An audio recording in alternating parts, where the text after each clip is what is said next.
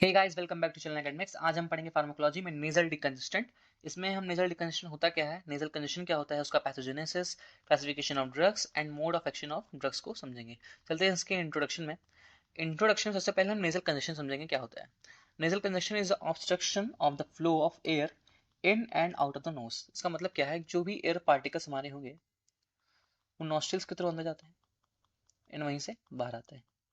तो इसमें कुछ ऑब्स्ट्रक्शन हमें देखने को मिलेगी, मतलब रेजिस्टेंस देखने को मिलेगा, जिसकी वजह से जो एयर पार्टिकल्स हैं वो अच्छे से अंदर नहीं जा पाएंगे, लंग्स तक नहीं पहुंच पाएंगे। उसे हम कहते हैं नेजल कंजेशन। ये कंजेशन हमें क्यों देखने को मिलता है, why? Congestion is caused due to cellular nasal passage and sinuses. तो वो साइनसेस क्या होता है कि हमारे नोज के पास ये प्रेजेंट होता है। साइनसेस, उसे पैरानेजल साइनसेस कहते हैं। ये कहाँ प्रेजेंट है? Near the nose. और ये कनेक्ट होता है नेजल कैविटी से, connect to the nasal cavity, nasal cavity, ठीक है ना। तो इसका कुछ फंक्शंस भी है। जो पैरानेजल साइनसेस होता है वो फिल्टर करता है, वार्म करता है और मॉइस्चर करता है हमारे जो एयर आ रही है अंदर, मॉइस्चर द एयर। तो ये पैरानेजल साइनसेस का फंक्शन है। तो ये इसमें क्या होता है, congestion is caused by shallow nasal passage and sinuses. जो कि नेजल साइनसेस है हमारे नोज के पास प्रेजेंट है, नेजल कैविटी से कनेक्ट है, तो उसमें स्वेलिंग देखने को मिलेगी। नेजल पैसेज में, this is a nasal passage, है ना। और पैरानेजल साइनसेस में स्वेलिंग देखने को मिलेगी, क्योंकि इन्फ्लामेशन की वजह से। इन्फ्लामेशन किसमें होगा? Nasal passage and paranasal sinuses में होगा, जिसकी वजह से हमें कंजेशन देखने को मिलेगी और अच्छे से एयर पास नहीं हो पाएगा, उसमें ऑब्स्ट्रक्शन देखने को मिलेगा, उसे हम कहते हैं नेजल कंजेशन, ठीक है ना। तो डी कंजेशन क्या है? डी कंजेशन आर सब्सटेंस और drugs which reduces nasal congestion. जो कि नेजल कंजेशन को कम करने का काम करेगा, कोई भी सब्सटेंस है, कोई भी ड्रग पार्टिकल्स है, तो उसे हम डी कंजेशन कहेंगे, ठीक है ना। साइड ऑफ एक्शन क्या है डी कंजेशन का? साइड ऑफ एक्शन है blood vessels surrounding nasal sinuses. जो कि नेजल साइनसेस हमारे नोज के पास प्रेजेंट है ना, पैरानेजल साइनसेस की बात हो रही है यहाँ पे, जो कि हमारे नोज के पास प्रेजेंट है, कनेक्ट किससे? नेजल कैविटी से। जो कि ब्लड वेसल्स वहाँ पे प्रेजेंट होंगे, मतलब पैरानेजल साइनसेस हैं तो वहाँ पे ब्लड वेसल्स भी प्रेजेंट होंगे। तो उस ब्लड वेसल्स में ये एक्ट करेगा ऑन डी कंजेशन के ड्रग्स, वहीं पे काम करेंगी, उसका वैसो कॉन्स्ट्रिक्शन कराएंगी, जिससे हम आगे समझेंगे। मतलब साइड ऑफ एक्शन क्या हो गया? Blood vessels surrounding nasal sinuses. Example phenylephrine and chlorodine. Phenylephrine chlorodine कौन सी ड्रग है? डी कंजेशन की ड्रग है, जो कि नेजल कंजेशन को रिड्यूस करने का अल्टीमेटली काम करेंगी। देखो, पैरानेजल साइनसेस का दो और फंक्शन है। पैरानेजल साइनसेस क्या करता है? सेंस ऑफ स्मेल में हेल्पफुल होता है और म्यूकस को बनाता है, मेक म्यूकस। इसका दो फंक्शन है, किसका? पैरानेजल साइनसेस का। पैरानेजल साइनसेस का क्या फंक्शन है? Filter, warm and moisture the air and sense of smell and make mucus. इसके ये फंक्शन हो गए पैरानेजल साइनसेस के। इन्फ्लेमेशन किसमें देखने को मिल रही है? नेजल पैसेज में एंड पैरानेजल साइनसेस में हमें इन्फ्लेमेशन देखने को मिल रही है, जिसकी वजह से नेजल कंजेशन कॉज हो रहा है। इसका इंट्रोडक्शन खत्म हुआ है। नेक्स्ट हमारा पैथोजेनेसिस ऑफ नेजल कंजेशन, कि क्यों हो रहा है, व्हाई, हाउ इट अकर्स, कि नेजल कंजेशन क्यों हो रहा है।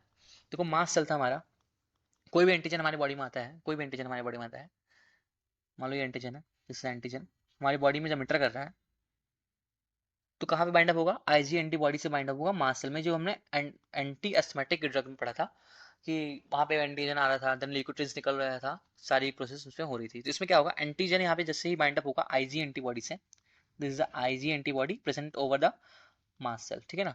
इस पे बाइंड अप होगा तो कॉज करेगा D granulation of the mass sales occurs. मतलब डी ग्रेनुलेशन का मतलब क्या है कि इसमें इसमें ग्रेन्यूल्स होते हैं, इसमें ग्रेन्यूल्स होते हैं। तो इसका डी ग्रेनुलेशन जब होगा, यहाँ पे ग्रेन्यूल्स निकलता है।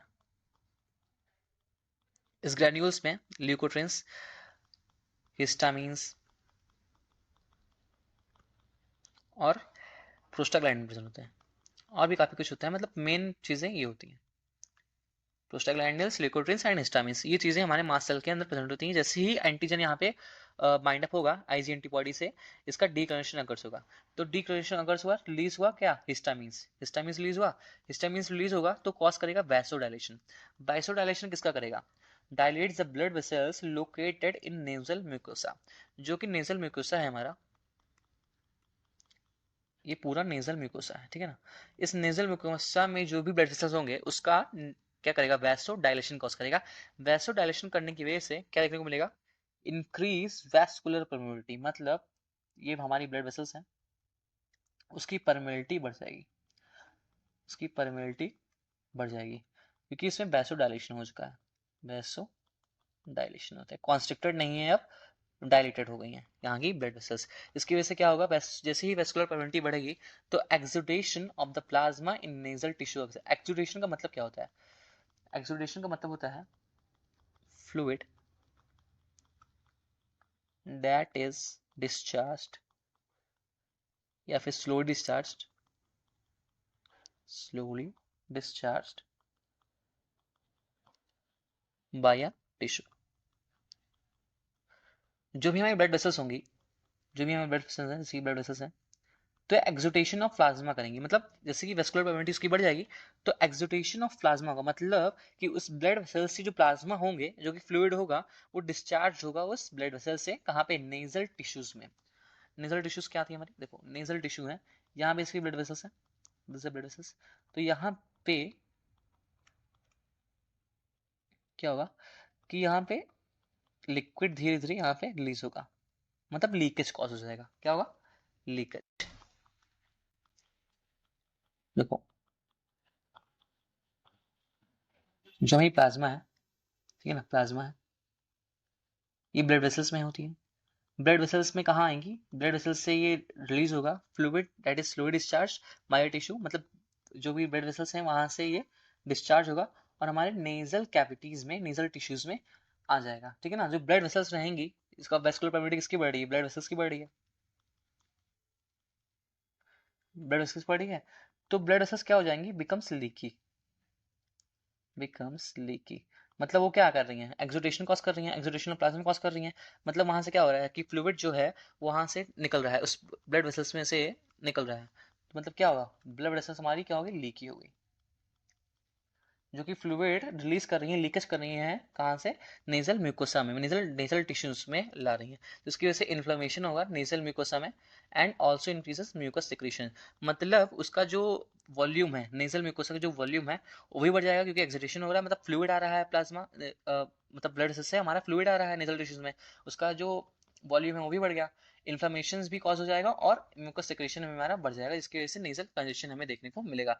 जिसकी पैथोजेनेसिस है कि पहले एंटीजन बाइंड हुआ कहाँ, एजी एंटीबॉडी से मास्ट सेल पे, ठीक है, वहां से डीग्रेनुलेशन हुआ, ग्रेन्यूल्स निकले, हिस्टामीन्स निकला, हिस्टामीन्स ने वैसोडाइलेशन किया, वैसोडाइलेशन करने की वजह से वैस्कुलर परमेबिलिटी हमारी बढ़ गई, किसकी, ब्लड वेसल्स की, ब्लड वेसल्स की, ब्लड वेसल्स की जैसी वैस्कुलर परमेबिलिटी बढ़ी, मतलब एक्सुडेशन हुआ प्लाज्मा का, एक्सुडेशन मतलब क्या हुआ कि लिक्विड फ्लूइड जो हमारा होगा वो रिलीज होगा धीरे धीरे और नेजल टिश्यूज में आएगा, जिसकी वजह से वॉल्यूम, हमारे वॉल्यूम जो रहेगा वो अल्टीमेटली बढ़ जाएगा, अल्टीमेटली बढ़ने की वजह से क्या होगा, इन्फ्लेमेशन होगा नेजल म्यूकोसा में, this is a nasal mucosa, this is a nasal mucosa, तो इसमें इन्फ्लेमेशन होगा, इन्फ्लेमेशन होने की वजह से म्यूकस सिक्रीशन भी बढ़ेगा और उसमें इन्फ्लेमेशन हुआ ही है, जिसकी वजह से क्या होगा, यहाँ पे देखने को मिला था ना कि swelling cause due to inflammation, nasal passage and sinuses में क्या हो रहा था, इन्फ्लेमेशन हो रहा था, इसकी वजह से स्वेलिंग कॉज हो रही थी, तो स्वेलिंग हो जाएगी क्योंकि हमारा क्या हो रहा है, इन्फ्लेमेशन कॉज हो रहा है और म्यूकस सिक्रीशन बढ़ रहा है, जिसकी वजह से हमें नेजल कंजेशन देखने को अल्टीमेटली मिल जाएगा। इसकी पैथोजेनेसिस थी कि नेजल कंजेशन एक्चुअली में हो कैसे रहा है, ठीक है।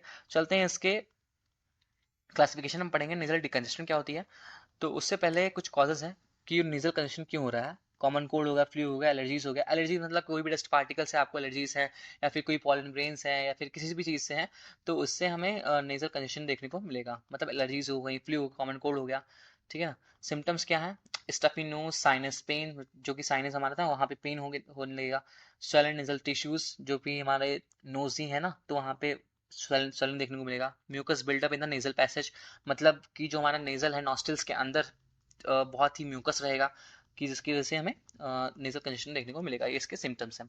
सिम्टम्स हमारे चार हैं, stuffy sinus pain, swollen nasal tissues में mucus buildup in the nasal passage, and causes क्या है, common cold, flu, allergies etcetera, ठीक है ना। एलर्जीज किसकी हो रहा है, डस्ट और पॉलन ग्रेन्स की वजह से, या कुछ भी हो सकता है। अब आता है नेजल डिकंजेशन का क्लासिफिकेशन। नेजल डिकंजेशन क्लासिफिकेशन में दो तरीके से किया है। First is depending on duration of action, drugs एक ही हैं, बाकी बस दो तरीके से कर दिया है, इससे अच्छे से समझ में आ सके। तो first is depending upon duration of actions and second is depending on alpha receptor agonisms. तो अल्फा रिसेप्टर एगोनिज्म्स में ही हमें वैसो कॉन्स्ट्रिक्शन हमने कॉज कराया है, वहीं पे आपको दिखेगा। तो ड्यूरेशन ऑफ एक्शन की वजह से क्या है?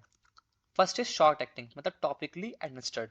टॉपिकली मतलब होता है कि मान लो नेजल स्प्रे से, नेजल स्प्रे से टॉपिकली हम एक्टिव कराएंगे। एग्जांपल है phenylephrine and phenylpropanolamine. Second is long acting orally administrate, तो ओरली ड्रग कोई लेते हैं उसमें भी नेजल डिकंजेशन आती है। एग्जांपल इसका naphazoline and pseudoephedrine. Third is long acting topically administered oxymetazoline and xylometazoline. Oxymetazoline is the most common drugs for nasal decongestion. इसका स्प्रे भी आता है, इसके फिगर है यहाँ पे देखो, oxymetazoline HCl nasal solution IP, ठीक है ना। तो ये नेजल कंजेशन हमें स्प्रेज के फॉर्म में आता है, नेजल स्प्रेज के फॉर्म में आता है ये लॉन्ग एक्टिंग टॉपिकली एडमिनिस्टर्ड ऑक्सीमेटाजोलिन, ठीक है।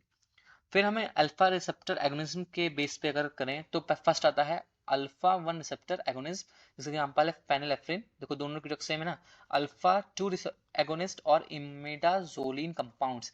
इमिडाजोलिन कंपाउंड्स क्यों कर रहे हैं, क्यों कह रहे हैं, जिसका क्लोरीन का स्ट्रक्चर है या फिर किसी का स्ट्रक्चर है इसमें, तो इसमें इमिडाजोल का स्ट्रक्चर प्रेजेंट होता है। इसके इसके जो ड्रग्स का हम अगर स्ट्रक्चर पढ़ें तो इसमें इमिडाजोल रिंग प्रेजेंट होती है, इसलिए इसको कहते हैं इमिडाजोलिन कंपाउंड्स। एक एग्जांपल है जाइलोमेटाजोलिन, क्लोनिडीन, ऑक्सीमेटाजोलिन एंड नेफ्लाजोलिन। इस दो तरीके से हमने कर लिया, depending upon duration of action and depending on alpha receptor agonism.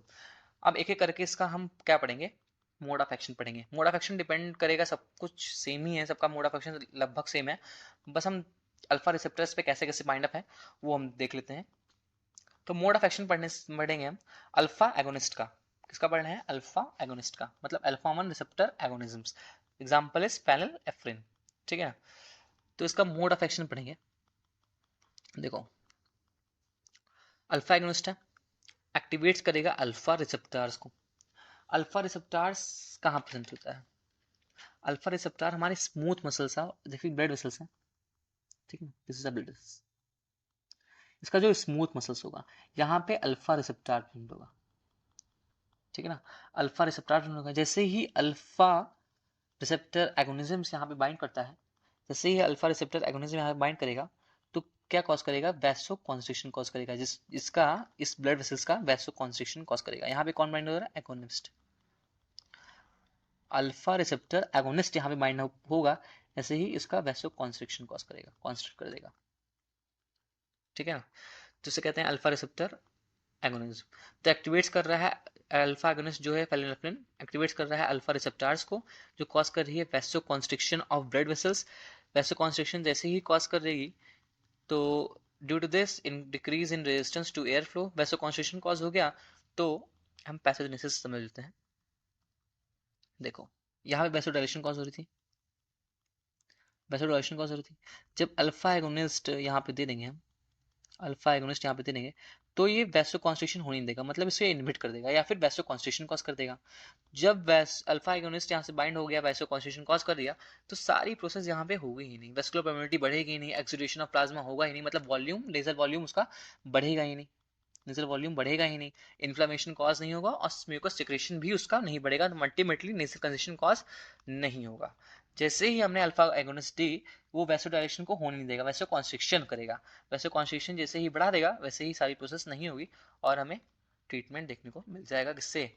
Nasal congestion से। यहाँ पे वही हो रहा है कि वैसे कॉन्स्ट्रिक्शन कॉज कर रही है, due to this decrease in resistance to air flow by decrease in volume of nasal mucosa, because exudation of plasma जो हमें यहाँ देखने को मिल रहा था, एक्सुडेशन ऑफ प्लाज्मा हमें यहाँ देखने को मिल रहा था, वो नहीं हो पाएगा, मतलब नेजल वॉल्यूम हमारा अल्टीमेटली नहीं बढ़ेगा, ठीक है। इसकी वजह से नेजल कंजेशन ट्रीट हो जाएगा।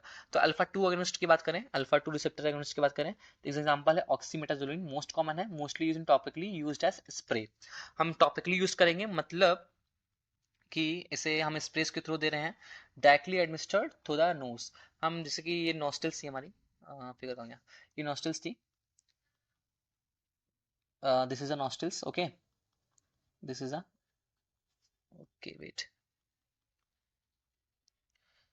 This is a nostrils, okay. यहाँ से हम स्प्रेस के थ्रू डाइट देंगे, स्पेस के थ्रू डाइट देंगे, तो स्पेस के थ्रू डाइट देंगे तो जाके सीधा ये ब्लड वेसल्स पे काम करेगा, सीधा दिया हमने, जाके ये ब्लड वेसल्स पे यहाँ पे काम करेगा, जहाँ पे ब्लड वेसल्स है ना, यहीं पे डाइट जाके कॉज करेगा, वैसो कॉन्स्ट्रिक्शन कॉज करेगा उसमें, वैसो कॉन्स्ट्रिक्शन कॉज करेगा, इन ब्लड वेसल्स में and decrease blockage in air passage. Air passage में जो ब्लॉकेज है वो हमारी रिड्यूस हो जाएगी और नेजल कंजेशन हमारा ट्रीट हो जाएगा। तो अल्फा 2 एगोनिस्ट, अल्फा 1 एगोनिस्ट, ठीक है ना, मोस्टली सेम है। बाकी जो हमारा जो अल्फा 2 एगोनिस्ट होता है ऑक्सीमेटाजोलिन की बात करें या क्लोरिडीन की बात करें, क्लोरिडीन क्या होता है, डेरिवेटिव होता है किसका, क्लोरिडीन की बात करें, ये किसका डेरिवेटिव होता है, इमिडाजोल का, इमिडाजोलिन का ये डेरिवेटिव होता है क्लोरिडीन। तो ये एक्ट करता है किस पे, अल्फा 2 रिसेप्टर्स पे एक्ट करता है। जैसे कि ये अल्फा 2 एगोनिस्ट है ऑक्सीमेटाजोलिन, वैसे ही यहाँ पे इमिडाजोलिन का जो क्लोरिडीन है वो अल्फा 2 रिसेप्टर्स पे जाके बाइंड अप होगा, वैसो कॉन्स्ट्रिक्शन कॉज करेगा। वैसो कॉन्स्ट्रिक्शन कॉज कर रहा है, देखो वैसो कॉन्स्ट्रिक्शन कॉज कर रहा है अल्फा 2 रिसेप्टर्स पे, ठीक है ना, अल्फा 2 रिसेप्टर्स पे कॉज कर रहा है। तो ये इसका जो एडवर्स इफेक्ट हमें साइड इफेक्ट्स देखने को मिलता है, हाइपरटेंशन, हाइपरटेंसिव जो पेशेंट होते हैं उस पे ये ड्रग्स नहीं देते हैं। अल्फा 2 एगोनिस्ट की जितनी भी ड्रग्स हैं वो हाइपरटेंसिव के पेशेंट्स में नहीं देते हैं, बिकॉज ऑफ वैसो कॉन्स्ट्रिक्शन करते हैं, बीपी को ये अल्टीमेटली बढ़ा देते हैं, बीपी को अल्टीमेटली बढ़ाते हैं। इसका एडवर्स इफेक्ट हो गया अल्फा 2 एगोनिस्ट का। तो ये हमारा मोड ऑफ एक्शन खत्म होता है यहाँ पे। मेनली सेम था, क्लासिफिकेशन में दो तरीके से देखी है, ठीक है ना, ड्यूरेशन ऑफ एक्शंस पे, अल्फा रिसेप्टर एगोनिस्ट पे, एगोनिस्ट में मेनली सेम ही है पूरा, बस अलग अलग कर दिया है कि उसका मोड ऑफ एक्शन हमें देखने को मिले, लॉन्ग एक्टिंग कौन सी है, शॉर्ट एक्टिंग कौन सी है, ठीक है ना। उसके कॉज सिम्टम्स हमने पढ़ लिए, उसका पैथोजेनेसिस हमने पढ़ लिया, सारा इंट्रोडक्शन ऑफ नेजल कंजेशन पढ़ लिया। तो इसके पीडीएफ नोट्स आपको टेलीग्राम में मिल जाएंगे, जिसका लिंक हमारे डिस्क्रिप्शन में है, वहाँ से आप डाउनलोड कर सकते हैं जाके। और बहुत सारी अपडेट्स आपको टेलीग्राम में मिलती रहेंगी ऐसे ही। Thank you.